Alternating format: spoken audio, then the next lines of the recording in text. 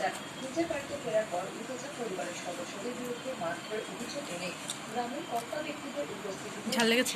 এবার জল চাইবে, দেখো না জল নেই কিন্তু পুতুল, জল নেই। সালিশি সভাতে খাও খাও খাও। পারবেন না বলে জানিয়ে দেওয়ায় পাত্রপক্ষের লোকজন যায়নি সেখানে। অভিযোগ, পাত্রপক্ষের বাড়ির লোকজন সালিশি সভায় উপস্থিত না থাকায় টেস্টি আঙুল এভাবে কেন খাচ্ছ পুতুল? ওই আঙুলটার কি হলো? টেস্টি বলো টেস্টি। এবার ঝাল খেতে হবে না, আমাকে দিয়ে দে।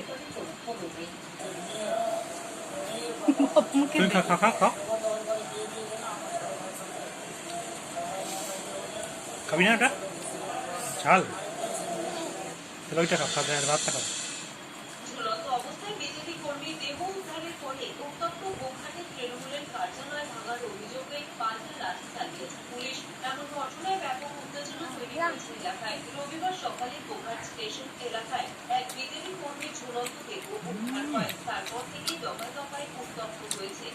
ভালো রেখেছে। বিজেপি কর্মীরা রাস্তা অবরোধ করে বিক্ষোভ শুরু করেন। অবরোধ ঘটাতে পুলিশ এলে পরিস্থিতি আরো ঘোরালো হয়ে ওঠে।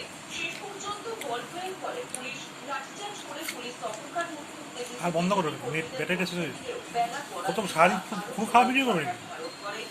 বিজেপি কর্মীরা গোঘাটের তৃণমূল কার্যালয়ে হামলা চালিয়ে তা তছনছ করে দেয় বলে অভিযোগ। মেয়েটা চিবাচ্ছে না গিলছে। বিজেপি কর্মীদের আর খেতে হবে না, ছেড়ে দে। খাও খাও। আস্তে খাও, আস্তে খাও। তো পুলিশ মোতায়েন করা হয়েছে। এটা ঝাল, এটা ঝাল।